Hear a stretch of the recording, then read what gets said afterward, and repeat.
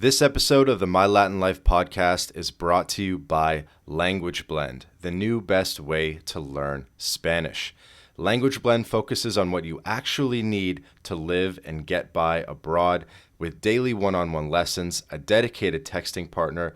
It's like living in a Spanish-speaking country without ever leaving home. Go to languageblend.com for more information.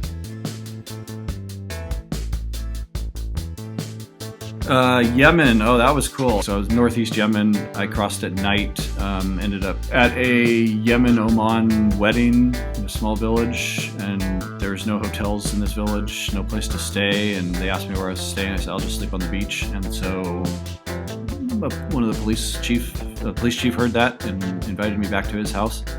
And so ended up sleeping in his living room, surrounded by AK-47s propped up vertically, surrounding like 3/4 of the room.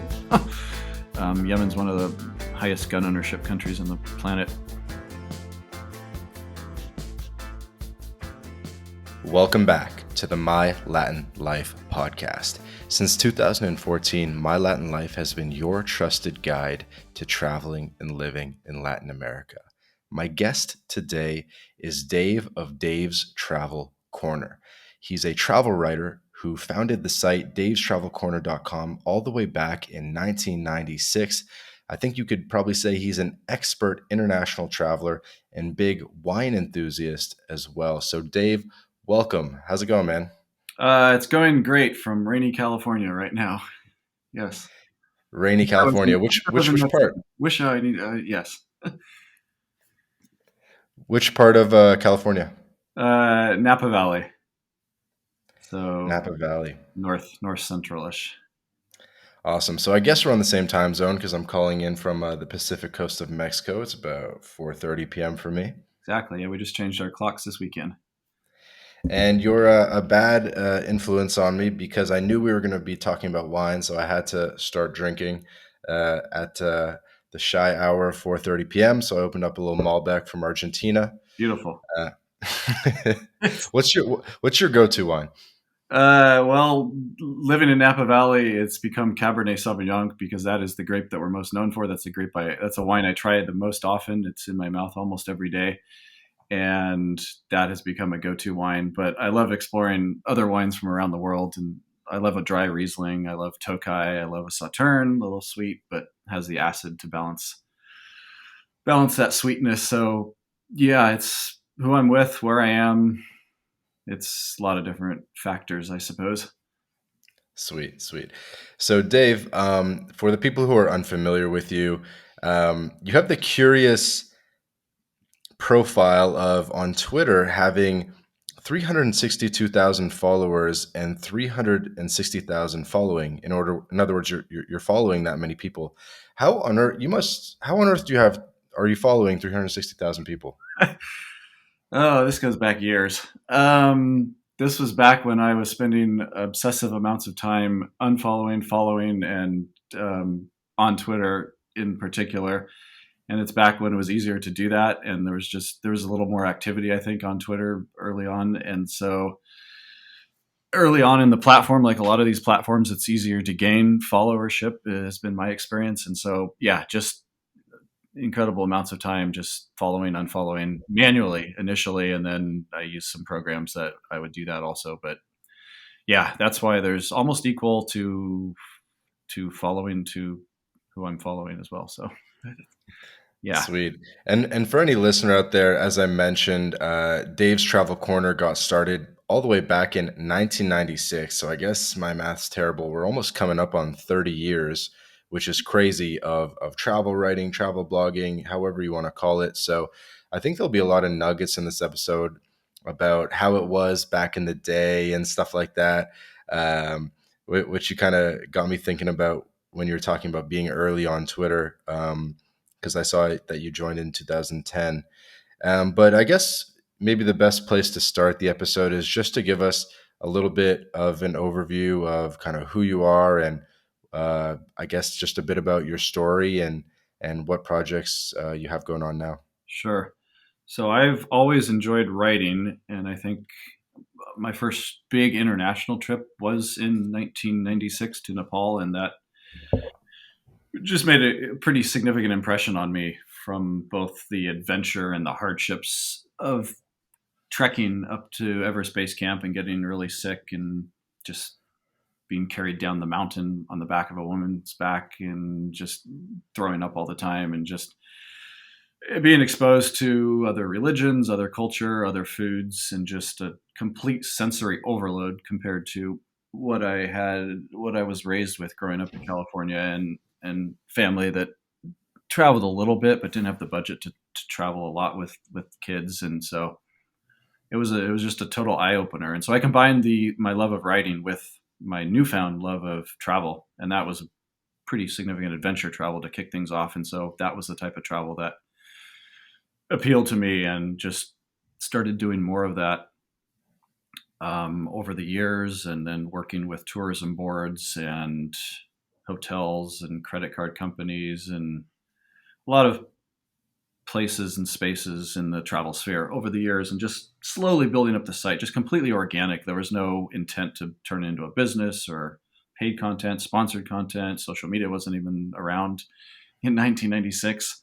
The internet was a lot slower back then. The software was a Mhm. lot worse. I still have frustrations with software, but it's not as bad as it was when I was on Microsoft front page building the website back in the late 90s. One of the worst, That's even one of the amazing worst that you've been able programs. to. What's that? It's amazing that you've been able to hold on to that domain name so long. Yeah, and it was just a random. I was in college when I came up with it, and today I'd probably maybe come up with something more professional sounding, but it stuck and it was around, and so I just ran with it. And so it was actually I think I registered that in '99 maybe. So the Dave's Travel Corner, it's been called that since the beginning. It was hosted on a subdomain of pon.net, which is an old internet service provider for the first 3 or 4-ish years. And I actually had built a website at Cal Poly in San Luis Obispo on their platform, um, also built around travel. It was not called Dave's Travel Corner; it was just a personal website. And so I had a little experience just early on on the online, very rudimentary websites. I mean, you looked at newspapers back then, like there's waybackmachine.com. You can look at reference Mhm. some of the old newspapers, like LA Times was just I think a page or two. It was just everything was so basic back then. Um, so it's just impressive how sophisticated everything has changed in very, very short amount of time, or has become. And so I've just been running with that and growing. My first big advertiser was Yahoo Travel in 2001. And I just remember being super excited about, yeah, an advertiser. They want to do something. They want to pay me to do some ads on my site. And that was cool. And then it's grown, it's changed different platforms. I was on TypePad for a little bit, and then it finally migrated to WordPress and a whole backend admin system to allow other Mhm. people to submit content to the website. And as you get older, I mean, some people I sort of lose track of the latest in technology. I was like, during college, it was awesome because I was like just on the cutting edge. Facebook was just coming out, or after I graduated, and just being on the edge of all these new apps and the excitement of the .com type stuff and all these new services. Most of them completely failed, but obviously there's some that stuck around. And so, yeah, just building the site and just gaining more recognition, joining organizations that promote travel and writing, and then in 2006 I began writing an article about Napa Valley for the travel site, and it just never stopped. And it was started out as curiosity. I knew absolutely nothing about wine at that time. I made wine with a friend, collecting grapes in a backpack from Second Crop in Russian River Valley of Sonoma County in high school. That was my only introduction to wine. And then in '06, after I started writing this article, I just researching some of the larger wineries in Napa Valley, and then hearing about the medium size and the smaller ones. And then my curiosity got the better of me, and over the years it became passion. And then you just sort of lose track of when it morphed from passion to obsession, which is where it is now. And so I'm involved in a personal project, where I'm visiting, tasting, and extensively writing about all wineries in Napa Valley.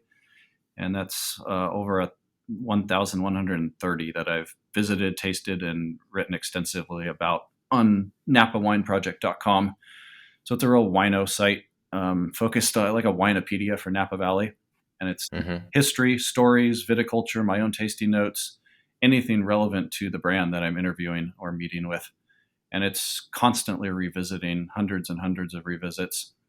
Um, and then through my travels, I've been able to add content to my existing reviews because I'm visiting places or spaces outside of Napa Valley that are connected to wineries in Napa Valley through ownership, through Hmm. heritage, or through family ties.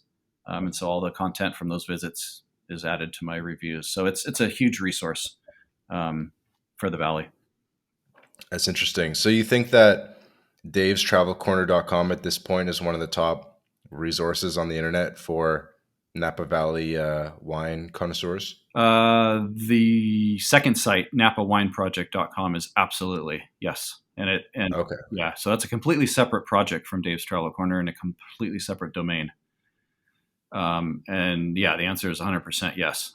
um, I'm often the top ranking for all the whatever winery you search in the valley. My reviews typically come up on the first page of Google. Interesting. And so again, the website is napawineproject.com. Correct.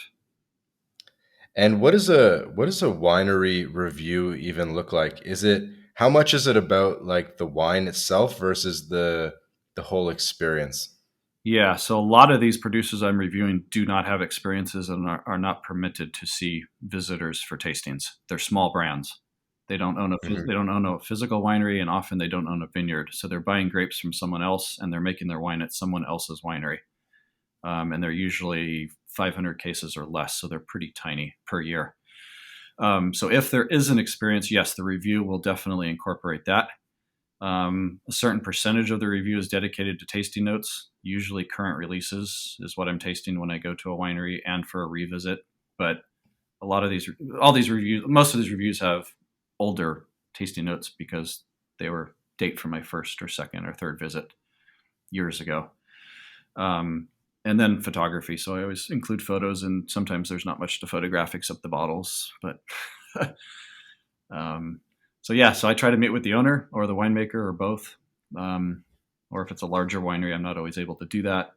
Or if it's a corporate owned winery, then it's usually someone high up at the winery, general manager maybe. That's cool. I imagine at this point you just get shipped boxes of free wine and stuff. Yeah, people do ship me wine. I do buy wine as well. I have industry discount, which is usually 30%. So I'm definitely doing that. But anytime I go to a winery, the tastings are always comped free for industry. So I never pay for tastings anymore. Um, which is cool because it's sort of a service to some of the wineries as far as exposure and just another reference for people. And so drivers, sommeliers, wine buyers, people visiting the valley use it. It's both industry and trade resource. What do you think it is about wine uh, that makes you so passionate about it, and that you'd want to share with people that don't really get it? They don't really get the idea of discovering new wineries or trying different bottles or visiting new places. Like what is it? What's the it factor about this subculture? For me, it's been just learning as much as I possibly can. My personality is sometimes just really driven towards specific topics, and this one grabbed me, and it's close to where I grew up, so I've been surrounded by it. My On my Italian side of the family, grandparents made wine, so I have had some exposure to it in the past. It's just I didn't grow up in a winemaking family or a commercial winery, but just being able to learn something so much and knowing that I will never even learn half of what's out, even close to what's available out there, and things are always changing, and it's an evolving industry, and it's something that has sometimes has a little mystique about, and just trying to dumb it down and try to just make it understandable for people, and um, just it doesn't need to be something that's difficult to understand. If you learn just the basics about wine and both winemaking and drinking it and how to taste it, and I mean the main thing is if you enjoy it or not. That's the most important thing. But it's just something I definitely enjoy it, and I want I'm to proud kind of about it. I want to graduate from being a degenerate wine drinker in my 20s to being a sophisticated wine drinker in my 30s. How do you recommend someone makes such a transition? Well, I did it through tasting and hanging out with people who knew a heck of a lot more about wine than I know and knew, and just tasting with them and observing and have them speaking about the different nuances of wine and learning. And actually, in my case, because I'm surrounded by the industry, just being able to work in a cellar and learn the back end to give me that perspective of the front of the house. So that's also like if I was going to hire someone to work in a tasting room, I'd love the fact if they could have had some harvest experience. It just gives you that extra perspective.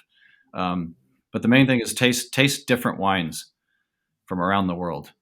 Don't limit yourself to one type of wine. People come to Napa Valley and they say, I hate Chardonnay, ABC, anything but Chardonnay. And they've maybe just been exposed to cheaper supermarket wines in some case that are, especially with Chardonnay, like oaky, buttery, maybe even sweet. And then they find out, oh, there's a whole nother style here that, wow, this is really good. And there's not to say there's anything against those other style of wines because that introduces a lot of people to Chardonnay and people love those different styles. Um, but just be open to wines from around the world and different styles of wines.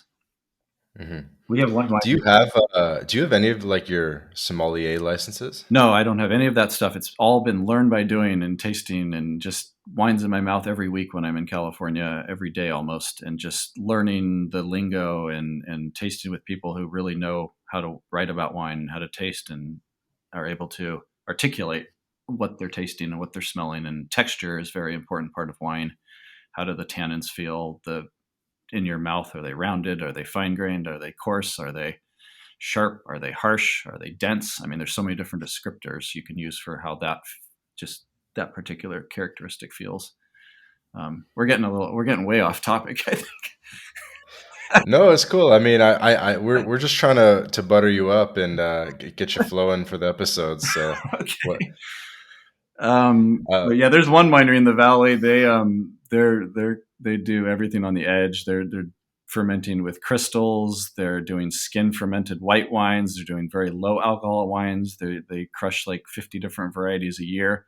They're so different than other wineries in the valley, which because Napa is so focused on Cabernet Sauvignon as the red grape and then Chardonnay as the white grape, um, and the economics here are can be harsh. So there's not a lot of room for experimentation if you own vineyard land or buying vineyard land in Napa Valley. So wineries that do experiment tend to source from outside of Napa Valley, where land tends to be cheaper for vineyards.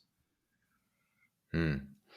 And you mentioned that you have a little bit of Italian background. Where in Italy are they from? Um, Not far from Genoa.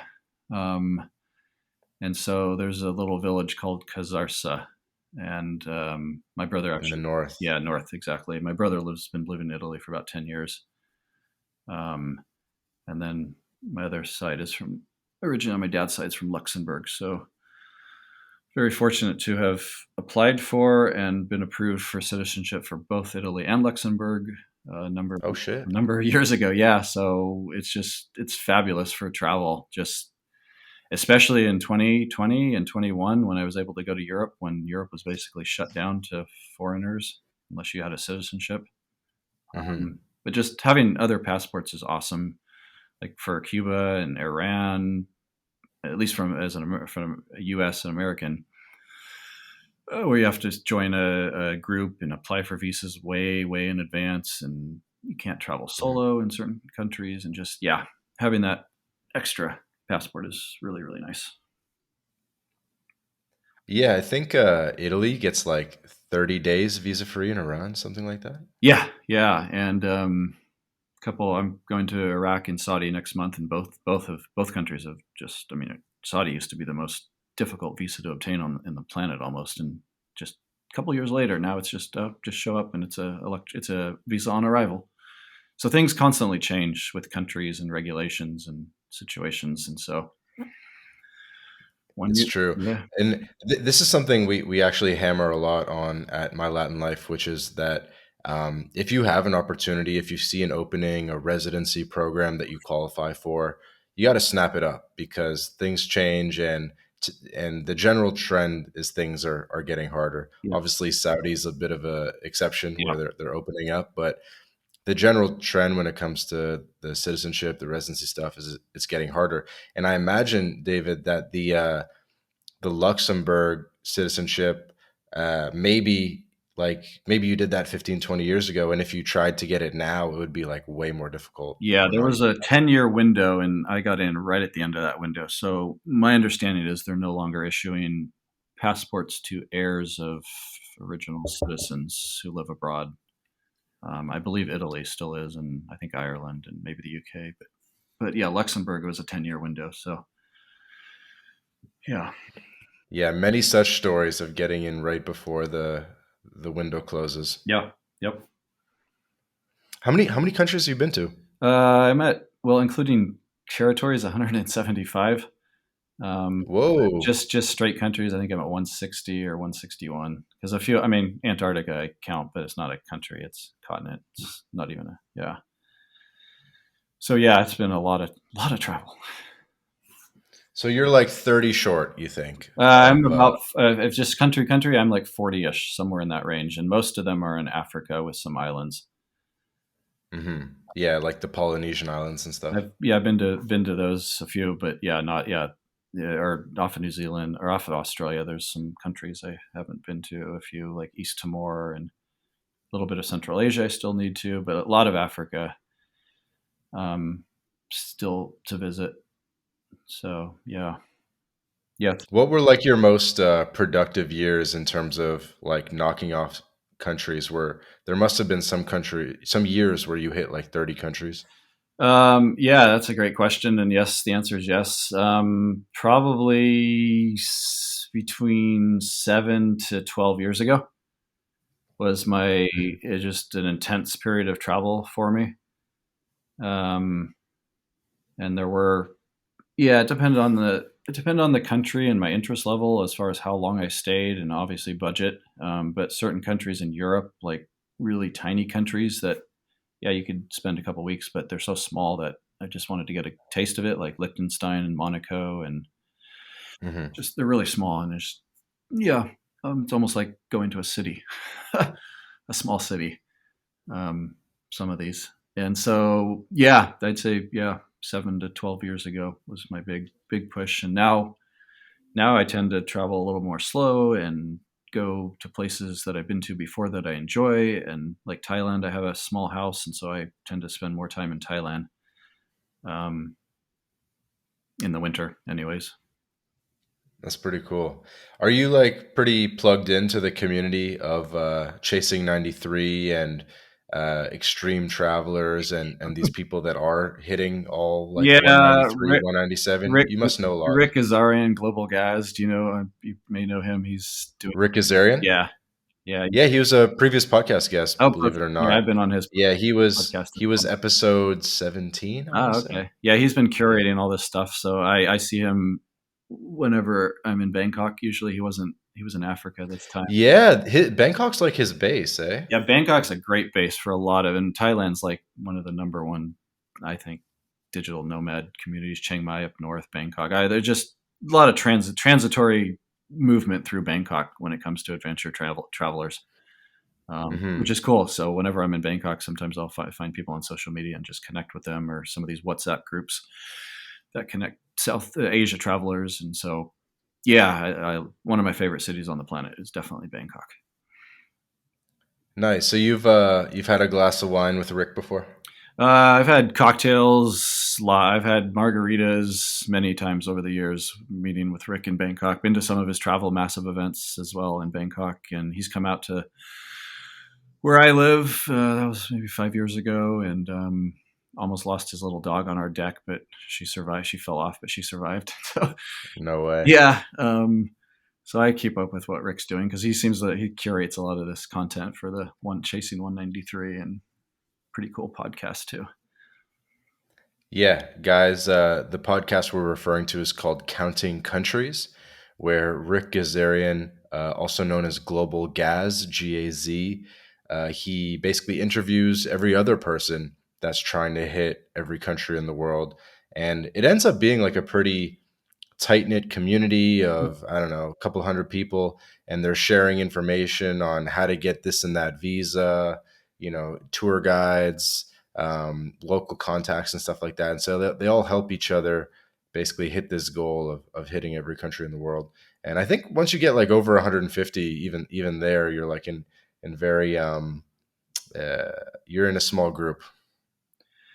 Yeah, and I think a lot of those may never even get to 193 or 196, whatever that it is now. But yeah, it takes a long time, and I'm always impressed by some of these teenagers or people in their early 20s who have already reached every planet or every country on the planet, especially the last couple of years with extra challenges of travel.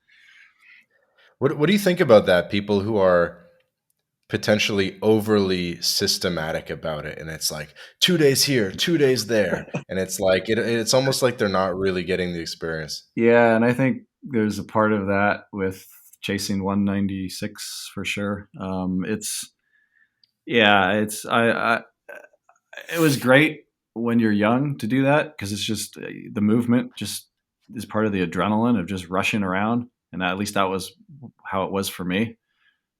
I hated to stay still. I just wanted to pop into places and just get a quick taste of it, and that was great. But as you get older, and I have, you just I don't know, you gravitate more towards the experiences and slower travel and just returning to places that touched you or you connect with on some sort of emotional level with either the people or whatever else, the Hmm. food, all of that.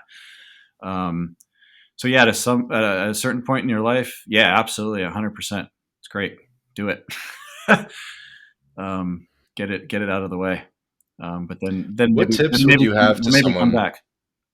What tips would you have for someone that actually wants to accomplish visiting every country in the world? Oh boy. Meet someone who works in the airlines and fly standby. uh, or work with, like I've been able to do, work with tourism boards and often get airfare covered, and then I'll extend my trip and push the air flight back so I can explore places, especially in Europe. That's pretty because everything's so central, and take time to visit other places on my own. Um, yeah, it's a tough. I mean, it's expensive any way you look at it. Um, It is expensive, and that's something I wanted to ask you about. Having yourself been to around 150 countries, um, and doing a lot of this prior to even the internet, prior to digital nomad stuff, mhm, and but at the same time, I kind of get the sense that you weren't really like a scrubby backpacker either. I'm sure you had that phase, but mhm. not for the majority of it. So you must have, like, how did you kind of fund your travels in the late 90s and 2000s, and I mean you've been doing it for a long time. Yeah, so I used to put in insane hours at an internet service provider that my friends started, and then I got on board early on. Like this was in mid '90s, and so that initially was how I funded my travels. Um, and that I was in my 20s, and that was like on the edge of the dot com, even before dot com, and so everyone wanted to get on the internet. We were offering I don't remember 2800 baud modems, and then it was 4896. It was just really slow stuff, but everyone wanted to get online. It was a time when just you had to get online, and so then we grew up to a point, bandwidth wise, and then And you were selling the bandwidth, no, or we were selling connectivity. So okay, we would send, so you were like a sales guy for a telecom company, yeah, I or was eventually running this company. okay. And so it wasn't large. I mean, I think at our max we had maybe 15 people, if that. And we had ebbs and flows when we grew. It was just the early years were so difficult because we were just slammed with growth. And so we were just working crazy hours. Um, which no one would even sign up for that type of service today. It was so slow, but that's what it was back in the day. And we had other services, co-location before the cloud, and people were uh, locating servers with us because we had higher speed connectivity to the backbone and stuff like that. Um, so that was initially, and then getting into wine, starting a tour business, working with helping sell wines from small brands, and so it's evolved over the years as far as where the money comes from. And then my travel site turned into making money through travel, and through tours and boards and Free airlines. travel. Yeah, yeah, stuff free. And then some, the ones I would love was when they actually pay you to go on a trip and write and produce content. And then it turned into social media work and then sponsored content. And so it's a mix of everything now, both wine and travel focused. I don't have anything to do with the internet service provider world anymore. Yeah, fair enough. I imagine, and I don't know it super well, but this world of like the free travel and the comp travel, I imagine that world has changed quite a bit as well. Maybe early on, was it a lot of outbound and you were reaching out to them, or was it always more inbound heavy? Yeah, there was. I did through my networking, so I would call that a certain form of outbound reach through attending like travel massive events and other writing groups and other travel Conferences? conferences, stuff like that. Exactly. So meeting people who became aware of my site and became aware of me, and just networking. So that was the outbound part, but I didn't actually reach out. I did after the Yahoo thing came through, the first advertiser. I did reach out to a bunch of brands advertising in National Geographic Traveler. I think Gap, or what is now G Adventures, was my second advertising. They actually responded to my email. The CEO now, or the founder, he's still, I think, still running the company. But most of those quote comp trips or those press trips were people reaching out to me, just sending me an email one day. Hmm. Often PR companies who represented a destination or a specific region or a particular company in the travel space. Um, so yeah, that was a lot of that, just random emails a Tuesday morning of someone from Tourism Australia. We'd love to do this and that, and yeah, so stuff like that. How do you even like confirm if it's real back in the day? Because Uh, it must have been really expensive to make a phone call to like be like, yo, are you guys legit? Like, you know what I mean? Like the Angola tourism board reaches out by email and you're like, huh, I feel like I should talk to someone on the phone first. yeah, um, they would list it. Yeah, I mean, most of those were North American and European based, and I would look at addresses and websites and look up names. I mean, this was later, but early on, and it took a while before the press trips started to materialize. Those probably didn't start until, well, maybe like when travel blogging was just getting going, like around 2008, 2009, 10. I think that's when I Hmm. started to see an uptick of press trips. I remember my first trip was to New Orleans, part of, I can't remember, the hurricane relief, just to promote the region as improving and getting better. But yeah, I think that was Mm. about, because I noticed once WordPress um, became a thing.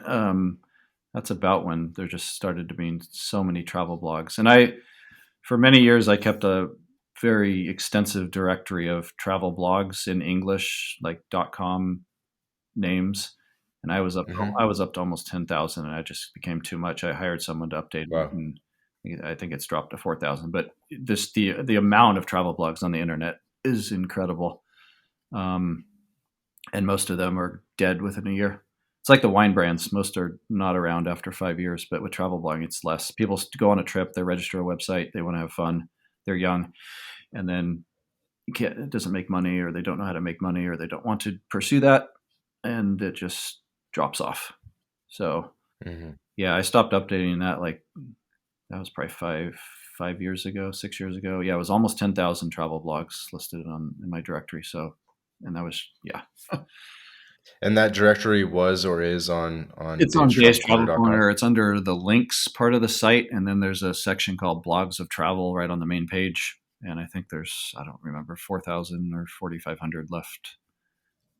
I think That's the pretty last cool. big update I did on that was a year and a half ago. I hire someone to go through it.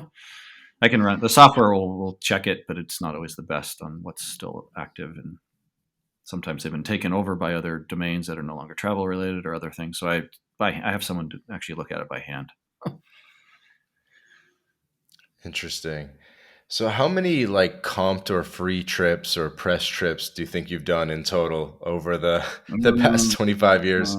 1 year I had 60 trips, or 59 or 60, something like that, and I went on maybe three of them. Just there were, yeah. As far as I don't know how many, probably 50ish maybe. And these didn't start for me until like 2010 or 9, somewhere in that range. So it's only been 13, 12, 13 years. So I ended up I give away a lot. I have. And to writers who I trust or who I've sent on another trip before, and then they end up going on my behalf and they'll write an article. And that all changed and slowed down and stopped once 2020 hit.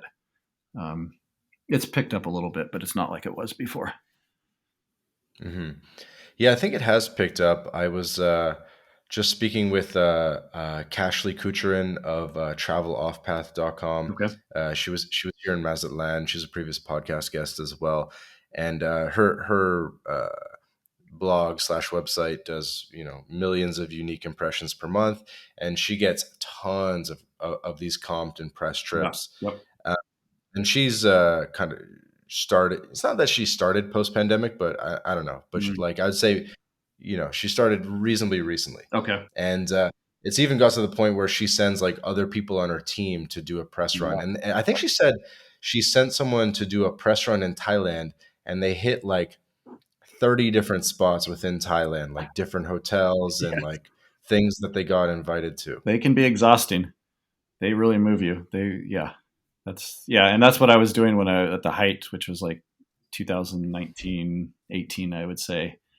Um, just sending other people on these trips. A lot of them were domestic, but there were international ones as well to Latin America, Europe, and some Asia. Yeah, there was a couple of Asias too. So Yeah, and we can move on to something else, but I did actually want to get a to sort of lift the veil on press trips and comp trips and stuff like that, because I think there's probably some aspiring travel bloggers that listen to this podcast, and everyone that listens to this is interested in travel and digital nomad stuff and making money online. So, like, do you think you could kind of give us a bit of a primer on press trips and comp trips and just sort of like how the whole dynamic works a little bit from A to Z in like a condensed way? sure.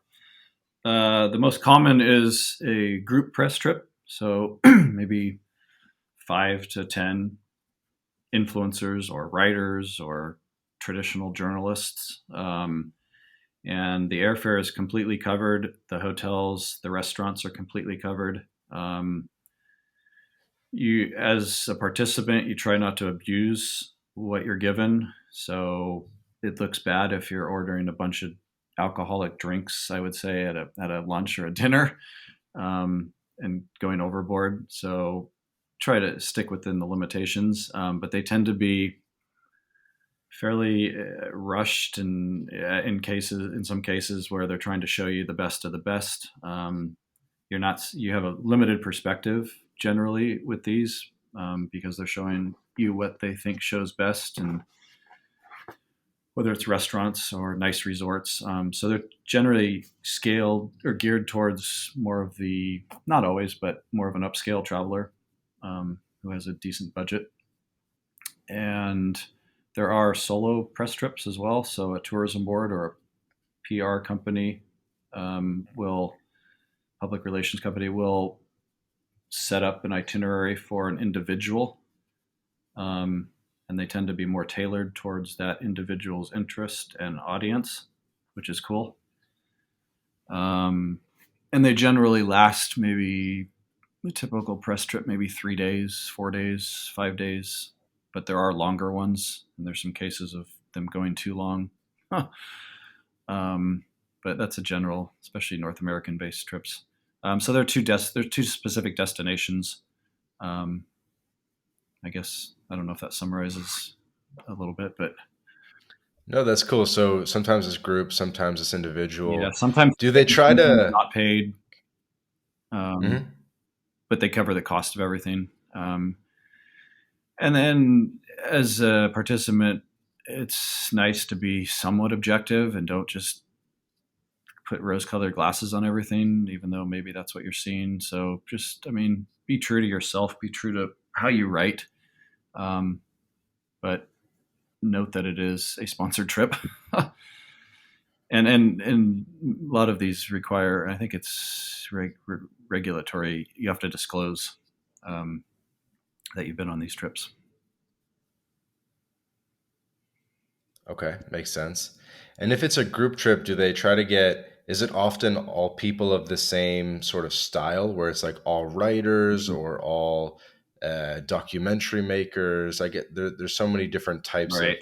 Yeah, and of people. if it's a certain like a adventure cruise, a luxury cruise, different niches there in the cruise market, they'll try to target Hmm. writers who have those particular audiences that relate to that experience, those experiences. But if it's a general press trip, and I've been on a lot of those, you go to a city, you taste, you eat, you stay, you sleep, you do some popular experiences. Those generally, yeah, online publications, but some traditional journalists, some photography as well. But it can be a little more diverse than just the same. Do you know who's going to be on it? Do they ever try to like rope you in and be like, this guy that you really want to meet's going to be there. You got to come. Right. Some trips, yes. Some trips, no. We'll publish ahead of time. If they send an email out to the 6 or 7 participants, I usually look every one of them up just so I know who's on the trip with me. But other Hmm. times it's completely quiet until you actually arrive. And Isn't that trippy? On in both ways, it's trippy. yeah, If you know everyone, it's kind of weird because it's like, yo, we got Dave's Travel Corner. You got to come. We got legends in the house, and million dollar, it's million funny because dollar. they use you as like the anchor guy Yeah, almost. yeah. I suppose that could be a selling point in some cases, but I think it's yeah. I don't know if that's yeah. I'm not sure. So they have like an anchor influencer to get like smaller ones, I guess. And then on the other side of it, it's crazy if they purposely keep it secret because maybe people don't get along, maybe there's Mm, like a beef that they mhm, don't know mhm. about or who knows. Yeah, yeah, yeah. So yeah, you're in these group trips. You're often with all the other writers. Sometimes you can get away for your own experience if you've cleared it ahead of time, but or if you have some free time. But yeah, there's a lot of group time. Isn't it a bit weird like being with like 6, 7 travel writers and everyone's got like a little notepad and you're just like analyzing shit instead of like enjoying it? Yeah. I mean, they're there. We're there to document. So usually it's phone, camera sometimes, but it depends on the on the person. I mean, you get these 5 million Instagram or TikTok influencers on a trip; they're going to be on their phone the entire time. Yeah, I guess it's a different game now than back Yeah, when it was like back then. I mean, I did a lot of trips with a lot of traditional journalists who are much older than myself. National I Geographic think, type guys that were like, yeah, and they write for magazines and newspapers and travel stuff back when that was much bigger. And I think they were testing the waters in some cases with my site because I was one of the older travel blogs, and just to see if this would get some traction with my audience. Um, mhm. but yeah, a lot of those trips were with much older individuals who come from a traditional, non-digital background of travel journalism. Hmm. And one last question, like, so do they have like lists of people, or and you try to like get on these lists that they reach out to, or is it much more ad hoc than that, or how can someone sort of position themselves to receive the inbound? So make yourself known to these PR companies or these tourism boards. Follow them on social media. Interact with them on social media. Go to conferences. Go to networking events that are tied into whatever niche part of travel you're interested in, and meet them in person. I think that's always good. I don't. I'm not aware of any particular list. I know that they talk and they work with other destination management companies and at other tourism boards. And so if they had a good experience with you on a press trip, that's good. They'll talk. Hmm. That's certainly helpful. Um, Yeah, it's a bit of a snowball. yeah. I mean, once you get that traction, it's you don't want it to stop. And yeah, you're right. I mean, some of these travel writers, bloggers, content creators, whatever you want to call them, they have done very well very quickly for whatever reason. I feel like sometimes at this my age, I'm sort of stuck in between. I'm stuck in between traditional. I'm stuck in between early digital and how fast things are moving right now with content and where it's coming from and how it's being created and who's creating it. And so it's an interesting time, and it's always been an interesting time with this stuff. But yeah, the evolution of it's just cool. And then, Dave, you personally, I imagine you've been close to some prestigious and major publications, National Geographic, maybe Scientific American, things like that. Like where have you gotten articles placed in the past if people kind of want to look up some of your previous writings? Rob Report, which is more of a luxury wine travel lifestyle magazine. Um, Four Seasons magazine. I've been in there. I've done some local stuff for local publications in Napa Valley. But yeah, most of the content, and it's always been my focus, has been my websites. So you'll find in there, and if you go to the About Us, there's a list of places that I've been quoted or interviewed and done all of that. But those are just a couple of publications that I've written for. That's awesome. Do you have a favorite one, like an all-time favorite article? Oh, wow. Yeah, that's a good question. I don't know. One of the first article I wrote on my Nepal experience is probably hits home still, just because of what I went through and how I felt for the year after from that trip in 1996, and just putting together all my notes into one comprehensive trip summary and emotional response. That's probably my yeah. I'd probably go back to that one. And you almost died, right? Mm. I don't know how close I was to dying, but it felt like I was dying. I couldn't walk. I was throwing up. I was so weak. Um, I was in really, really bad shape from dehydration, from food poisoning, and as I found out later, that I suffer greatly from altitude sickness. So I was in bad shape. I don't know. Yeah, I don't know. And were you trying to hike Everest? My understanding was this was around the Everest Base Camp. Just Everest Base Camp. Okay. Um, Completely different animal than trying to climb Mount Everest. Um, but you still have the altitude to deal with, and we were climbing that pretty quickly, which was part of the problem. Just didn't know any better, and we were on a budget trip, and yeah. And the gentleman who I'm still very much in contact with. I just saw him, and he lives part time in Thailand as well. The one who initially carried me down the mountain, and so I've kept in touch with him, which is cool. Your Sherpa. Mm. Bulgarian Sherpa. Yeah, he wasn't Nepal. He's not Nepalese, but yeah, he's a mountain climber.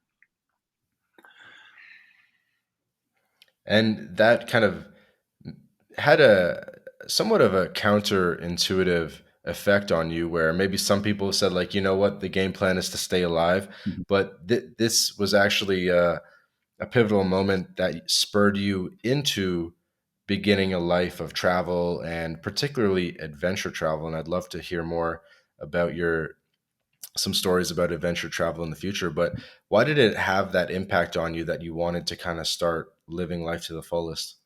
Because I was so sick, and I felt like, and other people helped me and saved me, and just connecting to them emotionally, and the people I was with on that trip had a deep rooted connection. Um, and I think it skewed whatever fears I've had since. And I wouldn't say I'm fearless, but I will.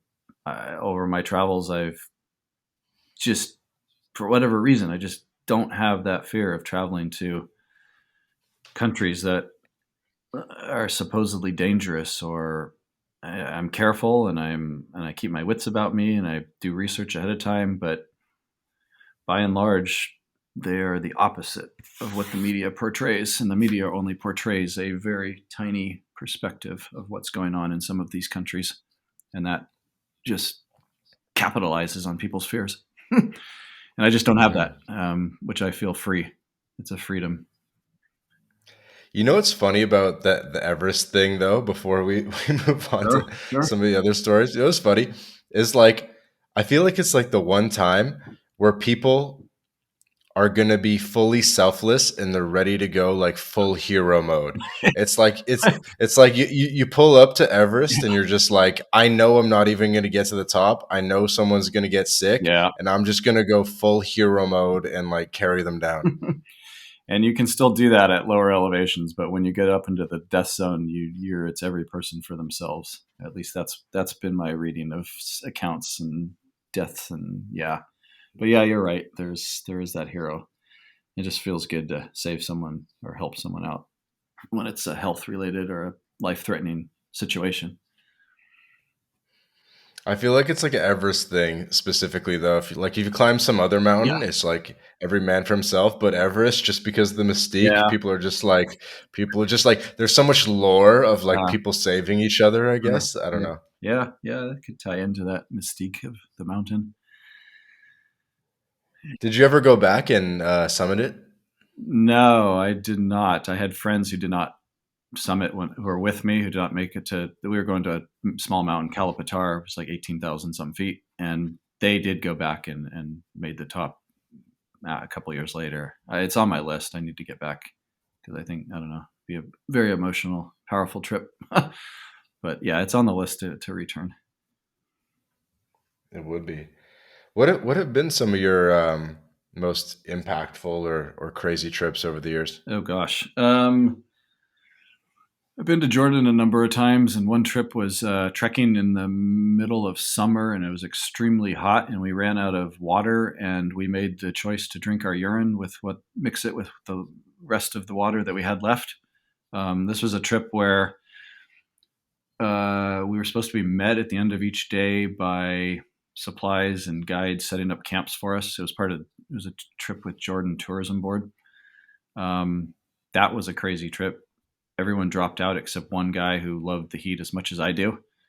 Um, and we probably could have been okay if we continued without drinking, but it was super hot and we had just about run out of water, and it was still middle of the day and we didn't know where we were going to end up. And so that was rough. Climbing Kilimanjaro, ending up in a high altitude pressure bag just below the summit because I was so inflicted with altitude sickness and I couldn't walk very well. After that was a second big trip after Nepal, and after that I said screw it. Any other climbs I'm doing, because I love mountains, but I have problems with altitude. I take a lot of time now, so I went down to Peru a bunch of times and climbed and trekked. I've always taken a lot time before just going climbing, walking, trekking high, and then going back low, and then before actually doing a summit. And it makes a Hmm. world of difference just allowing the body to acclimatize. Um, Yeah, acclimatize. Yeah, makes yeah, sense. there's always been parts of Africa. There's always you never know what's going to happen. um, One trip in Lesotho, was driving a rental car, was pulled over by the police because an issue with license plate registration dates or something. And they pulled over another guy in a huge Range Rover, and he came out screaming at the police. There was, I think, 3 or 4 policemen there. And then he ran back to his vehicle, pulled out a pistol, and then just ran straight up to all of us and pointing the pistol at everyone. And fortunately, there was a police behind him, and she started hitting him with a baton, and he went down. And so he didn't fire a single shot. But I used that excuse to leave in my rental vehicle, and that was the end of that story. Um, so I just, yeah, South Africa coming upon rioters burning tires and throwing rocks at my car from a long distance away. And so just turning around really quickly, but just random. I mean, yeah, you never know what's going to happen, especially in Africa. Yeah. How many African countries have you been to? Oh gosh. I think there's 54 total. I think I'm at like 20-ish, a little more than 20. I've been to West Africa a few times, South, Central, North a few times, East Africa a couple times. Yeah, somewhere in that range. So maybe half. It's That's cool. So you've kind of got a still my feel for a least little bit of all visited parts. continent, I would say. But yeah, I've been there quite a few times.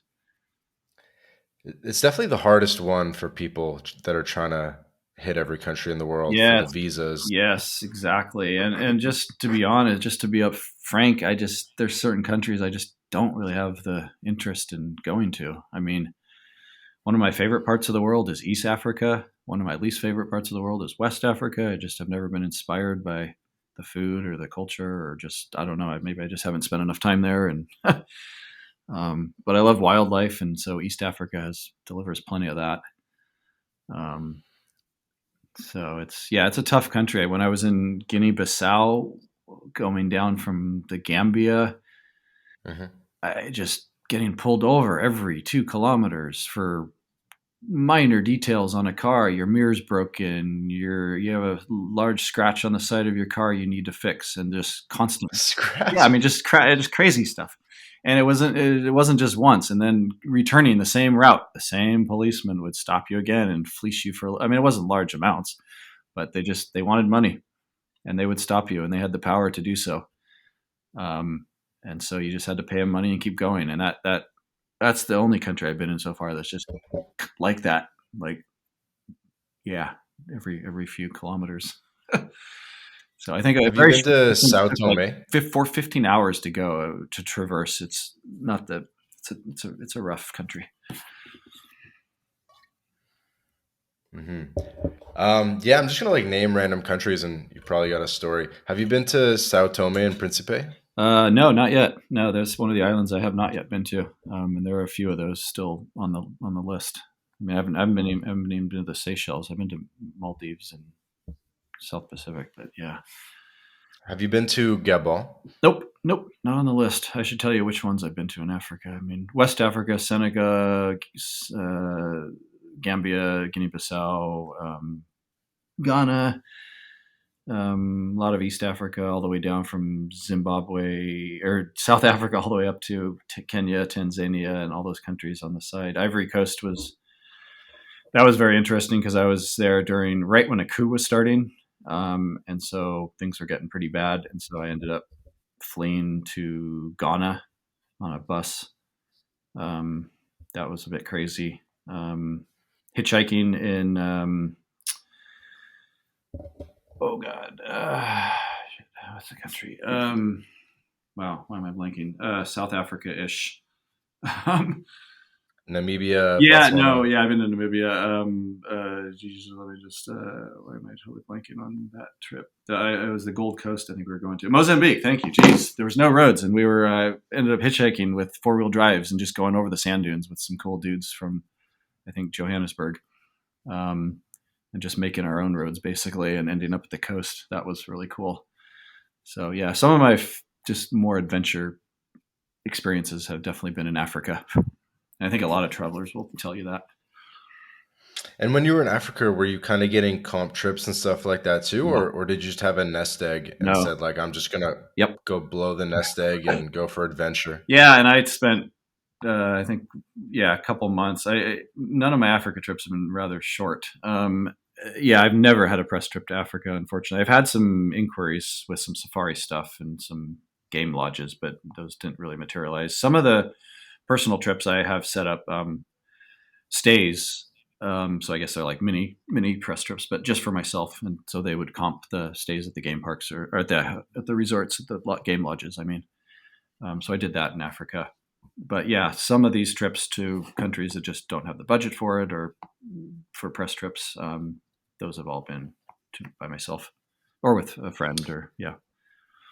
What happened when you were backpacking Yemen? Hey everybody. Quick break from the podcast to tell you about Language Blend, the best new way to learn Spanish. Language Blend was co-founded by Jake Nomada, friend of the podcast, decade of experience in Latin America, and Jake and his team, they put everything into this program that they wish they had in terms of how to level up quickly with your Spanish language skills. Because the faster that you can get conversationally fluent in Spanish, the better the experience that you're going to have in Latin America. So go to languageblend.com for more information.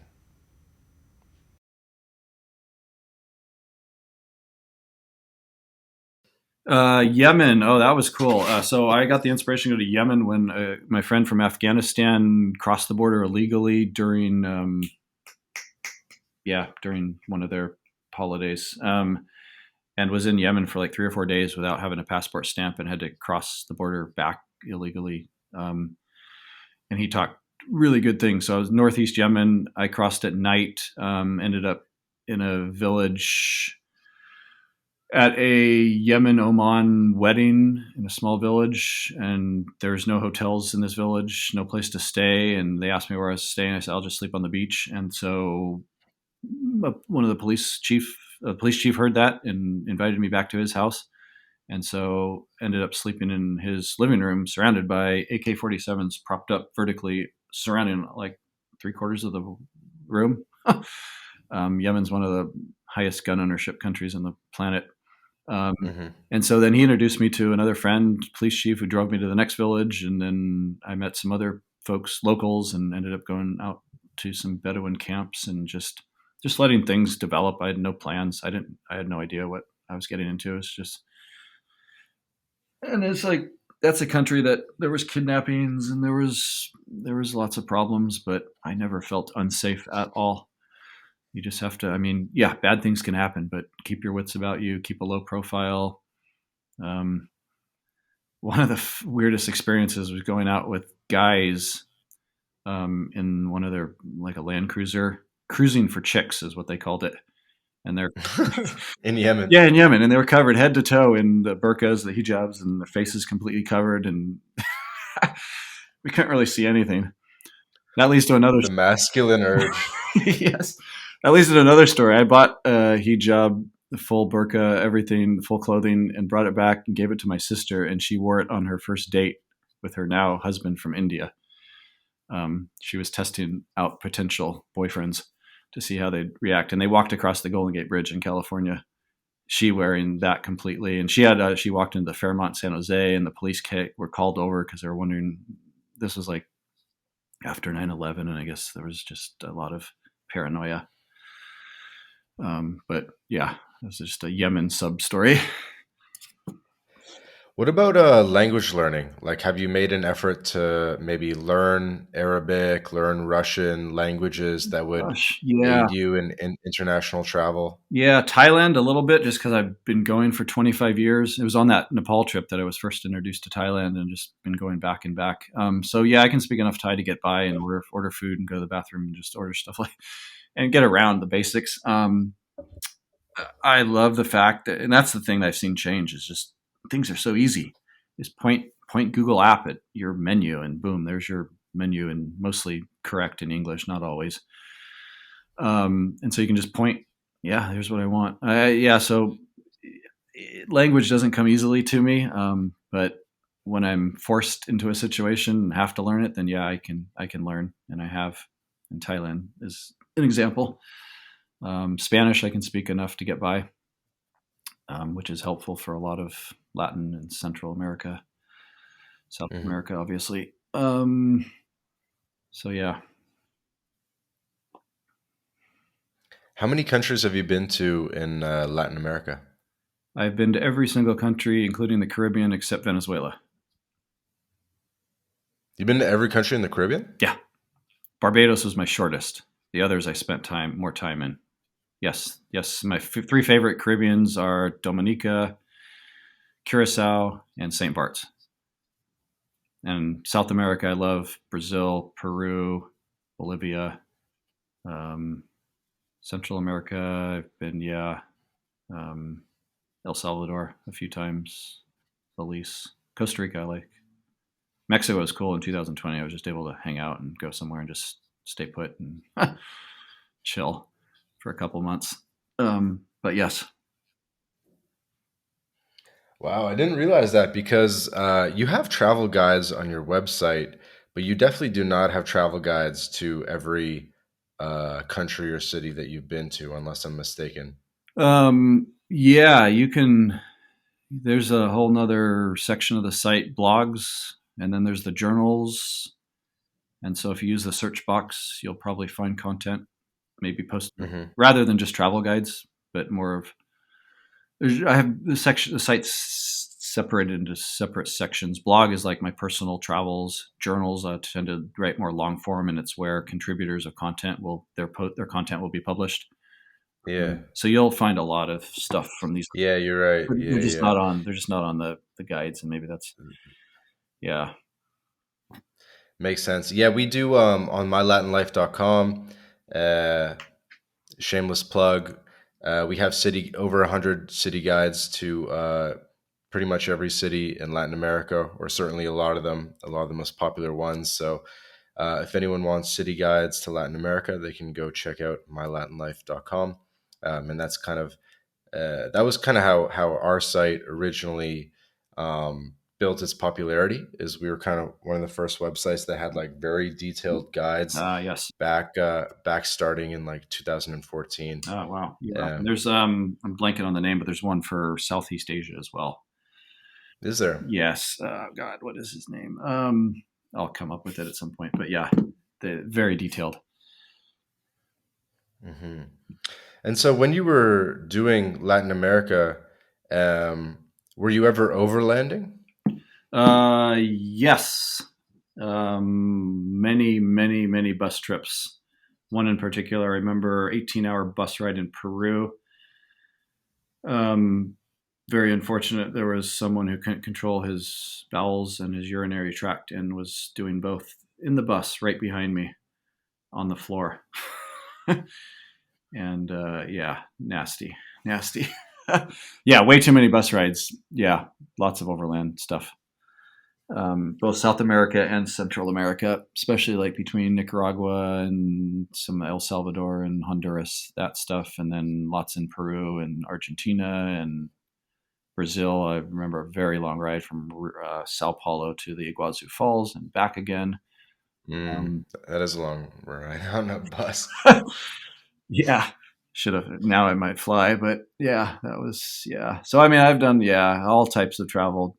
Um, I mean, at my core, I'm budget backpacker, not scruffy backpacker, but just now having the ability to get out of a situation I want to get out of a situation is nice. Just to have a little extra money to spend. I think that's always good when you're traveling, especially as you get older.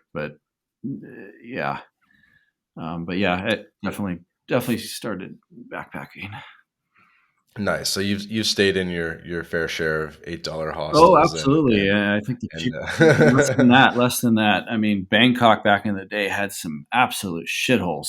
Um, they probably still do. Just, but I remember just in Peru and Honduras, just like $1 a night and sex going on next door, and just. I mean, you can't. The places I've stayed, I can give you. I did a post. I had some other travelers contribute to it. The worst places you've ever stayed. Um, hit us with it. Hit us with it. It's good. oh, I mean, just like still shit on the floor and just urine, the smell and the stench, and sleeping next to dead animals, and just, I mean, yeah, there's been some really bad over the years, and yeah, I don't know. There's Okay. Scorpion in the room. Snakes. no, I don't think that. I'm trying to think of any animals. Yeah, I had a monkey wander through a room in Varanasi, and I was up on the second floor. Um, just came into the room and just made itself home.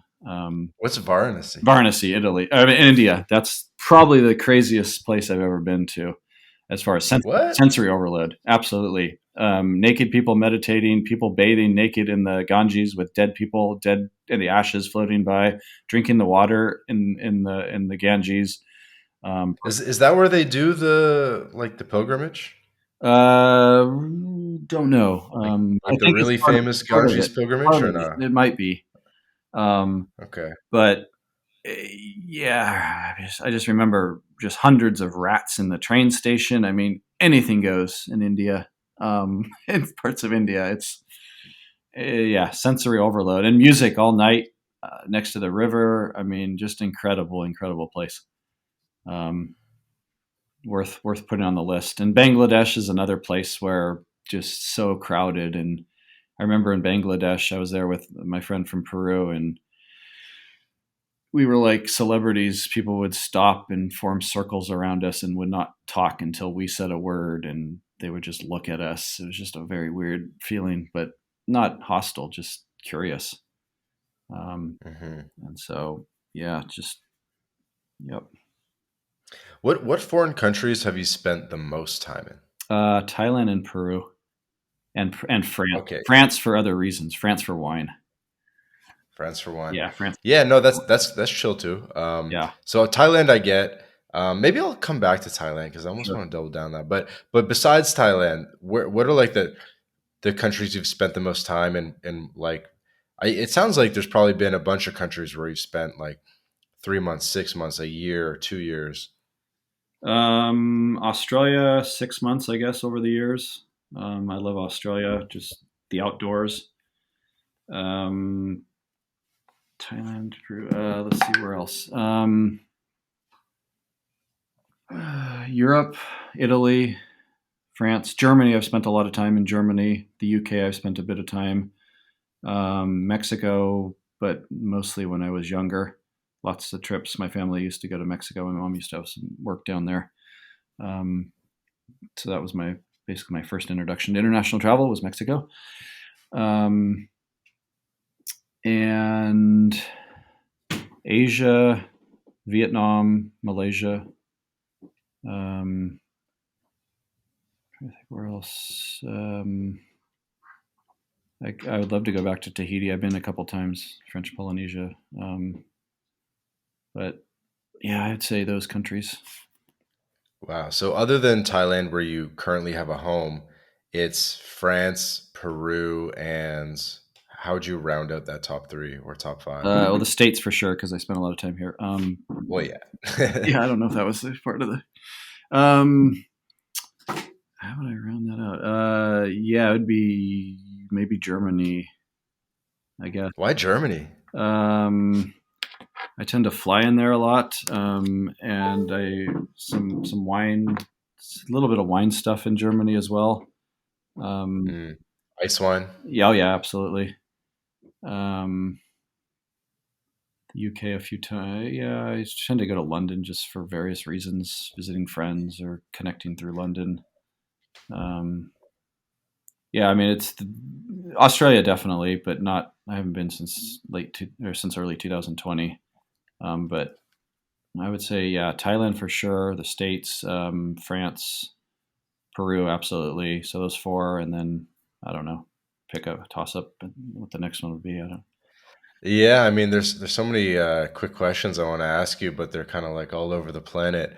Why Peru? Like, why have you spent so much time in Peru? Does Peru have a significant or special draw to you? Yeah, I've met some really cool people down there. The mountains. It's historically it's been one of the cheapest, longest flights I could purchase. And it's a lot closer and cheaper than going to the Himalayas for climbing. And so I've been to Peru many times, Huaraz, Cordillera Blanca for trekking and climbing. It's just I love mountains, and Peru is just an easy destination, and I can speak some of the language, and the food's great. Over the years I've met friends, and so I stay with them in Lima, um, Hmm. and just yeah, just I don't know, just sort of over the years developed an emotional bond to the country. And it's so diverse. I love the diversity of geography and topography and terrain, and but probably the mountains are the biggest draw for me.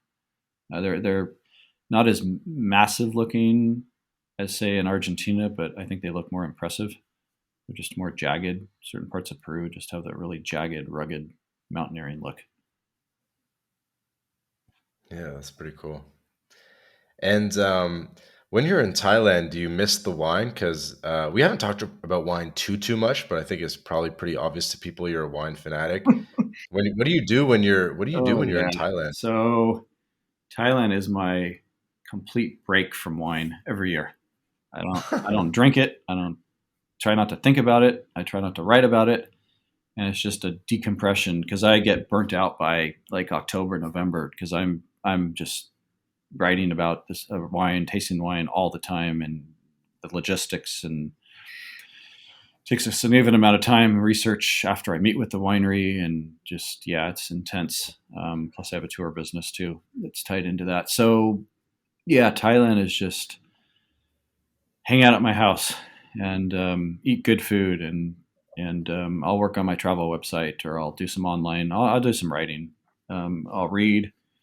I'll drink spy wine coolers in the hammock. I'll go into Bangkok and meet people, or go drink at bars and go back to the house. I usually try to get to the beach at least because I'm 2 hours east of Bangkok, so I'm not next to any water. Um, but I'll try to go to an island or two. Last year I was there twice, and then yeah, this year I just got back. Okay, so it's not a full alcohol break, just a wine break. Yeah, that's true. That is true. It's a total break from wine. Because I need that break. And I come back, I feel totally refreshed. I feel more creative now, and I just more, yeah, can do what I do better. Mm. I'm curious about like Italy and wine. Mm-hmm. Do you have like a special affinity for Italian wines? Because I was kind of surprised that you said you spend more time in France and maybe not Italy, where you have like a bit more of like a family and Right. emotional connection. I can explain why. So Bordeaux is by far the most connected wine region on the planet to Napa Valley through ownership, through winemakers, through heritage, through varieties that we grow in both places, through education.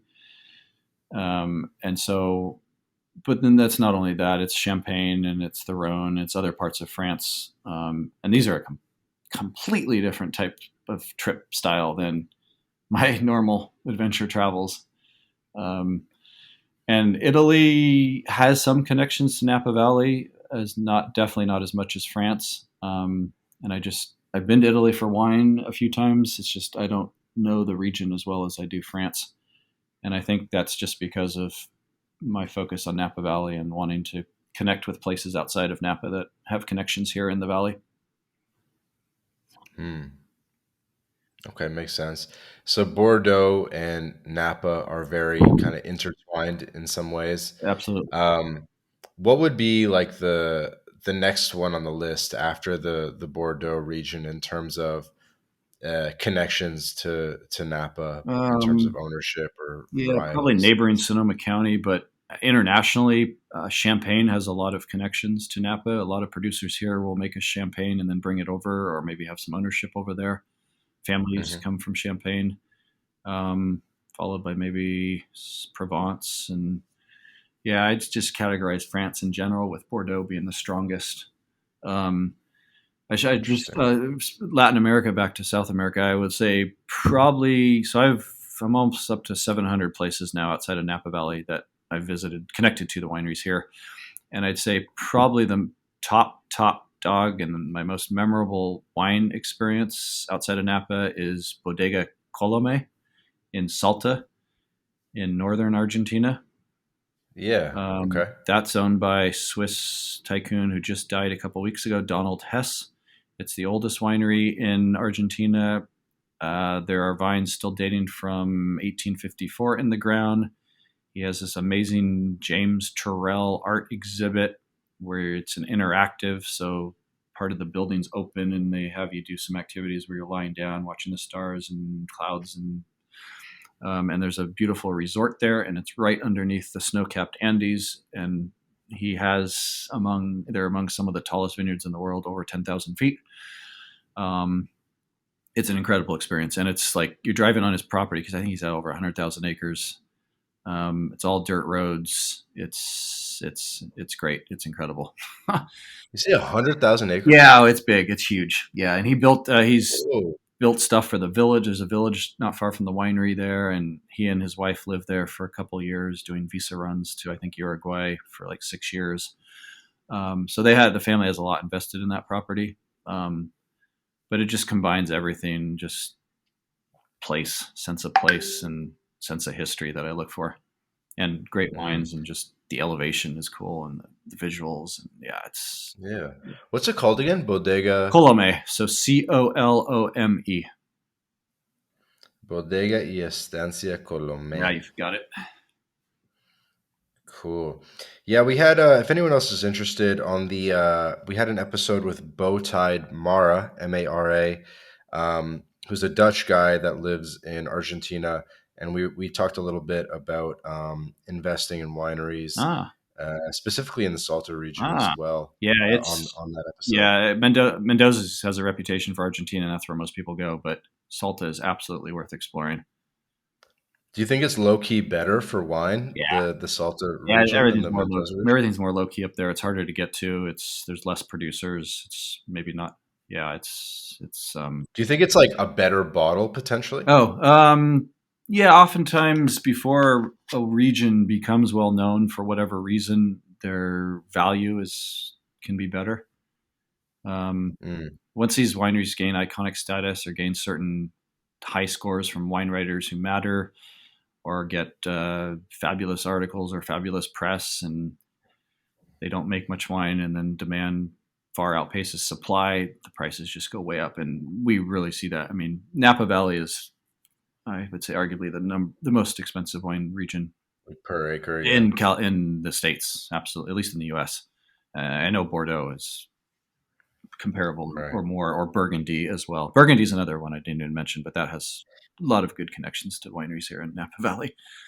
Yeah. It takes a long time to build the name, though, like decades. Yes, but you can buy history and you can buy stories and you can Yeah. buy amazing properties, and we see that over and over again in Napa Valley with And billionaire owners coming in and creating their own mark on. the Swiss guy is James Turrell. No, that's the artist, I believe. I think it's Okay. James Turrell. Is that right? I didn't look actually look that up. Yeah, James Turrell. The Swiss guy is Donald Hess, who owns Hess Collection Winery in Napa Valley. Turrell. Yeah, American artist James Turrell. That's the one. Yep. Yeah, it's a incredible gallery in absolutely the middle of nowhere. Okay. And then there's one in Napa. It looks like Hess Person Yeah, Hess Estates. Person Estates. Yeah, that's his Napa property. He also owns Bodega Calafia, which is also in Salta. Separate property, separate vineyards. They had McPhail in Sonoma County. They've got other property, and he's always been into art. So the winery in Napa Valley has a really impressive art collection. Interesting. Yeah, I know a lot of the digital nomads, we spend our early years in the big cities. We're in Mm. Medellin, we're in Buenos Aires, Oh we're yeah. in Playa del Carmen, stuff like that. Yep. And we're like, you know what? I just want to settle down and get like a finca somewhere Hmm. and just chill. Like, what are your thoughts on kind of that idea? Be it maybe with a winery or with maybe like a coffee Yep. plantation. What's like the realistic insider look into what it would be like to sort of just, I don't know, buy into a winery and just chill with the wife and kids? Yes, at some point, if you want to settle down, that's a great option, and live overseas. It's just a little more relaxed. You're not maybe moving as much, and every country is different as far as special visas for foreign residents and how much you need to pay and all of that. But yeah, Colombia for sure. I spent 2 months in Colombia in when was it? 2021, actually December 20, and then January and February in 21. And I was really impressed by yeah, Cartagena, and yeah, just the digital nomad community in parts of Colombia. Hmm. Um, just reminded me of sort of what's going on in parts of Thailand with the digital nomad community. But It's a lot of work though, right? Like yeah, to yeah. with the winery stuff. I mean, obviously you can get like workers and all that, but it's more work than people think, right? Oh, for sure, especially if you're involved in fruit harvesting or grape picking or harvest, or like I think Australia or New Zealand still has the under age 30 visa for work permit. Mhm. But I love just taking time off, and because I have a crazy schedule the rest of the year, and so that time for me, those couple months in Thailand every year, just is relax and just. I think it's great as long as you have a great internet connection. If you're not too far from a major city, like in my case, it's fabulous because I can when I get the urge, I just go into the city because it's not that far. So yeah, I'd say find a country spot, but find a spot that's not too far from the city. Oh God, I'm blanking on names because it's sort of a blur from Colombia outside of. Let me just pull up my map of Colombia. Um, Well, the coffee's in the coffee triangle, Manizales, Pereira. yeah, yeah. Uh, I was so Medellin. I was very impressed with, especially the digital nomad. So I went outside of Medellin, which just happened to be by chance a gold mining community. San Pedro, I think it was San Pedro de. yeah, there's a couple of Yeah, it was those. like an hour outside, so it was really close to just be able to go back into the city, and the living was incredibly cheap. I ended up renting a room for a month in a one place that had a pool. It was really reasonably priced. No one was there, so I don't think people had quite yet were on, traveling yet. It was early 2021. Um, yeah, great time in Colombia. Yeah. Uh, One question I wanted to squeak in somewhere. What's up with what are your thoughts on the wineries in Valle de Guadalupe? Oh yeah, The wineries of Mexico, not too far from you. right. I'm sure you've been there. Yep, I've been down a long time ago. Haven't been there recently. I did a trip from Cal Poly, driving kind of San Diego, Ensenada, down that whole way. My most recent exposure to those wines was in 2020 when I was in Cabo San Lucas and participated in several sommelier-led tastings of that region. And I had a couple really nice Pinot Noir that actually tasted and smelled like the variety, and then I had some that were just I didn't care for at all. Um, but that's yeah, it's becoming more well known, which is really cool. I believe the oldest winery in the Americas is in northern Mexico. It's on my list to visit. I haven't been there yet, but Mexico has some pretty old winemaking heritage, which is pretty cool. Yeah. Do you think that the wines in Mexico uh, can stand on their own against the California wines, or do you think you can be honest with me. Yeah. Do you think they're like a little bit worse, or Oh or are yeah, they I pretty mean, good? no, Are they I think underrated? the wines I had were all. Some of them were really really well made, and they would definitely stand among some of our um, really nice Pinot Noirs. It takes time and yeah, it's yeah. I think there's some really good wines coming from Mexico. I just need to spend more time. I need to find more connections to Napa Valley and Mexico. um, but yes, Okay, so it's more Pinot Noir in yeah. I Mexico. mean, that's just those are just the wines that we were tasting that particular tasting. They've got lots of other. They've got Syrah, they've got Cab, they've got Cab Franc, they've got lots of different other varieties in Valle de Guadalupe. But that was what we were tasting. Yeah. Have you seen any maybe connections between like the California growers maybe buying into Mexico because they could, I'm just assuming, get it for like half the price, one third the price per acre? Yeah, there's been some ownership and some partnership for sure. Nothing connected to Napa Valley is immediately popping to my mind. I'm sure there are some, maybe more Southern California, um, especially with. We do have a lot of Mexican American owned wine brands in Napa Valley, um, and but yeah, not I'm not can't think of any offhand like connected directly to Valle de Guadalupe. Yeah, no worries on the specific names, but you know what's cool about Mexico is they have like every vice in terms of the drinks. They have Yeah. coffee, Yes. they have wine, Yes. and they have tequila and mezcal. There's definitely investment in tequila from Napa Valley wine producers. I've come across several in the valley that do so. Penta is one. Reynolds family. JP at Sullivan Estate in Rutherford is connected down there. He's from Mexico City originally. Um, Hmm. yeah, I know there's definitely more connections tequila wise than I would say wine. I'd say just from my rudimentary experience, some of the top wine restaurants and wine bars and spaces in Mexico or in Mexico City, and a little bit in Guadalajara, and then definitely Cabo, which has the huge expat community and vacation in Hmm. North America, Canada, and the U.S. as far as the wine goes. Um, And so if someone wanted to buy into the wine space or the mhm. coffee space or the mezcal space, Yep. obviously mounting your own business yourself, that's going to require a lot of capital. Hmm. Kind of have no domain experience. You're probably going to get cooked. Mm. You're probably going to get screwed somehow, or like Yeah. whatever's just not going to turn out too well. So like what's the play? Is the play to maybe buy like a 10% share in an existing operation, or maybe to get involved at like the distribution level, so you're not like touching the farm but you're like Right. involved in the, I don't know, like is Yeah. like there's a couple different angles to get into it, right? If you want to just kind of get exposure Yep. and Startups are exciting, but they have a very high rate of failure. So an investment into an existing brand that maybe is trying to grow its existing distribution would be the way I would look at something like that. And if you want to do something a little more boots on the ground, then have local partners.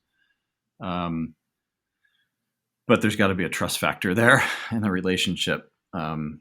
So yeah, it's a tough one to do something overseas. Start small. We visited a couple of just locally run fincas, coffee, just a hillside. They grow everything. They make everything on the property and in Colombia. And Mhm. trying to combine that with a tourism element was what they were trying to get into. So I think that can be important, um, because people love to experience something that's very authentic to a place. I mean, coffee's not from, in my understanding, from Colombia, but it's become associated with great. I mean, they definitely win a lot of awards. Yeah, I of mean, course. you've been to Ethiopia, I which have is just supposedly briefly, where, briefly in Addis Ababa. yeah. Yeah, yeah. Yeah, so I think it'd be cool to maybe like, I don't know, throw down 20K, Hmm. 50K, I don't know, whatever, and like get like a 5-10% stake in Sure. a farm or a distributor or something, and just kind of be part of it and get all your free samples and Yes. who knows, Yes, like and taste them with your friends, and it's cool. Yeah, it's a lot easier to do something like that overseas. I mean, cheaper compared to like coming into Napa. like Into the Napa, barrier to entry, you've yeah. got to be a billionaire almost, and you've got to have major money in other businesses before you come into Napa these days. If you're going to buy property, there's a lot of Hmm. young winemakers who have started their own brands, but they're often purchasing grapes outside of Napa at a different price point, different varieties. But they're making the wines in Napa through however they can work it. Like maybe the winery they work at has allowed them to use part of the winery for their own barrels and doesn't charge them. And so there's other ways you can get into the business without spending huge amounts of money. So you said earlier on that like most wineries or people in this industry aren't around 5 years from now, and you kind of drew the comparison to travel blogs as Yeah. well, which I Yeah. found kind of interesting. Yep. And a lot of the game is really just surviving. What do you think is the factor that allows some people to survive and others to not survive, particularly in the wine industry? Is it just stick to itiveness, or is it marketing, or is it product, or some combination? It's obsessiveness with details. It's being a people person, and these are for small brands that I'm talking about. It's persistence. It's figuring out how to keep your cost as low as you possibly can. It's doing the work yourself. You're not if you don't have the budget, you're going to be making the wine yourself. You're not going to hire someone because that's very expensive. It's not owning land. It's not owning vineyards. It's buying grapes from wineries that sell grapes or the growers that sell grapes. Hmm. Um, and it's a balancing act of time. And I'm just talking from experience working with small brands, bigger brands who have more funding, who have more partners. That's a different story.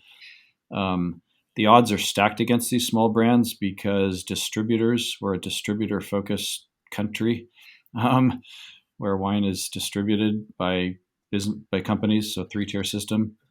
Right. There's a bit of like a monopoly and like a weird system with the Yeah, distributors, right? yeah, and they tend to focus on larger brands, more established brands. I mean, wines that people recognize in the bigger scale, like Silver Oak, like Caymus, like Beringer, like Charles Krug, like Robert Mondavi.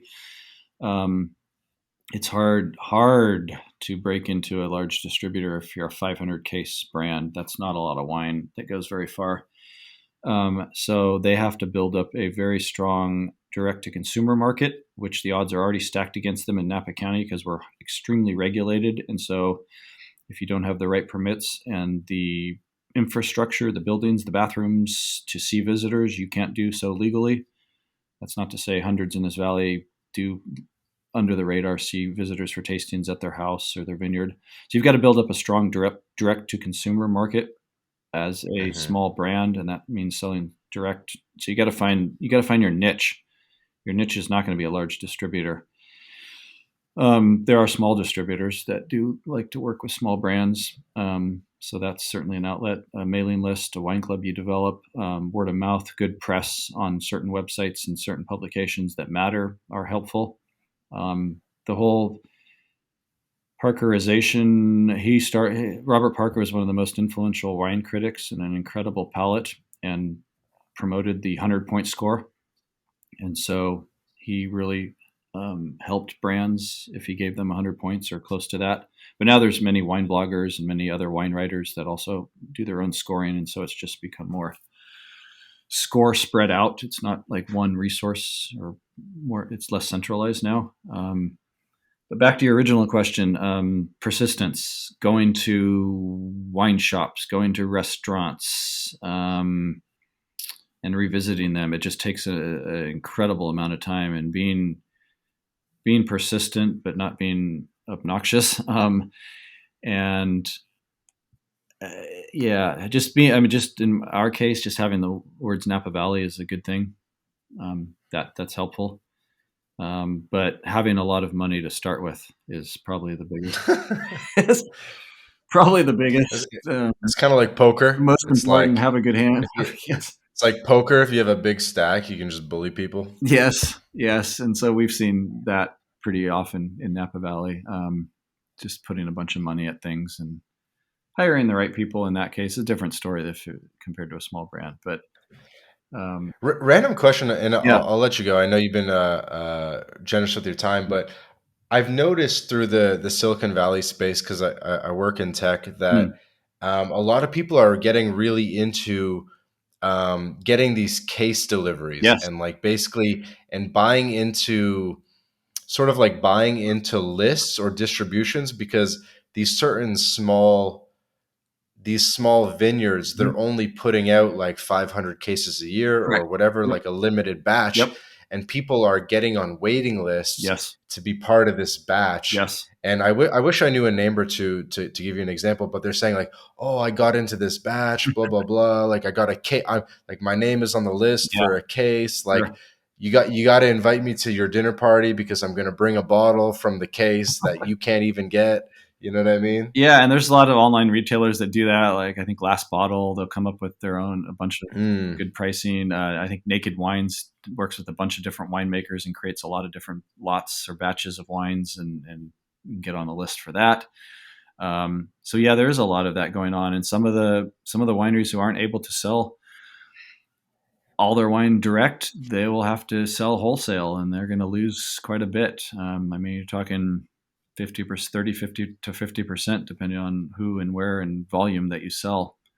Okay, Off so of the going retail price. direct is the Direct is the is play. absolutely the play for small wineries if you can build up your mailing list, and that's where the value will be if you ever sell, is having a solid allocation or mailing list that Like consistently. fan base. Allocation, that's the word they say, "Oh, I got an allocation on this winery." Yeah, that's become a little more popular and prevalent, especially in Napa Valley. So if you get on you sign up for the list. Well, I mean, there's all different ways. Here's an example. I've been waiting 15 and a half years to get an allocation from Screaming Eagle, which is one of the more. Yes, yes, that's the one. I've heard of this one. Yes. So This there's a is wait like the list Silicon on Valley. the allocation You're list. you're on the waiting list too for your allocation. Correct. There's a wait list to get on another list to actually have a chance to buy a very limited number, 2 bottles, I think, a year, if those ahead of you haven't purchased and there's still remaining wine. So yeah, there's no hope. Screaming Eagle, you could probably go 40, 50 years. A lot of people are going to die before they even get their allocation of that brand. And I've tried the wines; it's good wines, but it's a show wine. It's a very expensive wine, and often hits the secondary, third markets at like triple, quadruple I've pricing. heard of this. I've heard Tim Ferriss talking Oh about yeah, Screaming Eagle. yeah. And so it's owned by Stan Kroenke, who's I believe married to one of the Walmart girls. Owns the Rams and shopping centers and big business.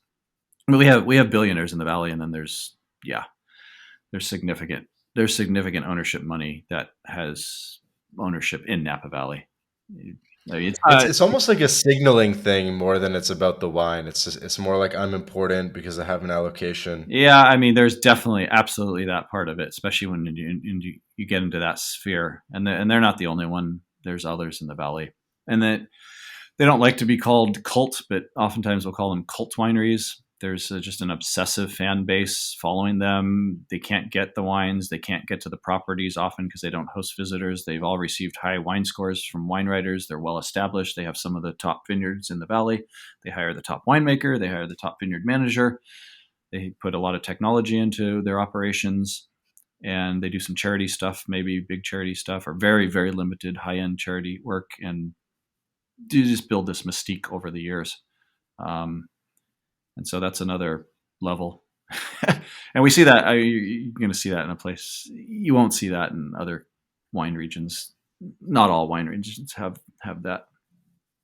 I mean, we have a wine club in the valley. It's $1 million to join. We have the Napa Valley Reserve. I think it's 175 grand to join.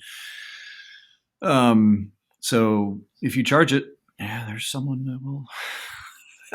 Right, right. Like Kevin O'Leary is part of the Burgundy wine Mm, Knights or whatever in yeah, France. yep. Yeah, Burgundy, Oh man, Burgundy and Bordeaux are, I would say, are equivalent to some of the price points that we see in Napa Valley, and more so in those regions even. Um, right. yeah, so it's a whole, yeah, it's just a whole. I don't know what you call it, community. Yeah. And so what if someone like wanted to get into the like Argentine wine market? Maybe it's a easier price point. Maybe they've Hmm. been spending a couple months in Buenos Aires. We've had like tons of guests from Buenos Yeah, Aires yeah, or living yeah. there. Yeah, there's some So good like wine bars. what would be the play there? Like obviously you can do it for less money. Like would you say like, hey, I'll help you export to the States? Or do you have just like a little bit of insight into how you could kind of angle yourself into maybe like a into the Yeah, industry there? talk to the Vines of Mendoza. It's a wine community outside of Mendoza. Um, Number of Americans are involved, including Napa Valley, and it's I think it's a Francis Mallman restaurant there. And you buy in ownership. You can buy in ownership of both property and I think wine brands. There's a resort component. Um, that's if you're looking to invest. I mean, that would be a good place to start, just to talk to some people who work internationally or with international investors. Um, but you're talking more of exporting Argentina wines, or Yeah, I guess just to get, I mean, there's a lot of ways to get involved. I mean, it's a bit of everything, right? It's like you want to be able to go to the cocktail parties. Maybe you want a bit of an allocation. Maybe you want an ownership stake in the winery itself. yeah, Uh, I would. uh, Different angles. Yeah, start at the Vines is a good place to start if you're talking Mendoza. Don't think they have their wine bar in downtown anymore. I think everything's moved out to the property out in the country. But visiting wineries and finding out which wineries have some connections to international investors is probably a good way to start. Um, yeah, and I don't know all the details about. I mean, in particular, Argentina as far as investment, but just Yeah, it was kind of just a random yeah. example.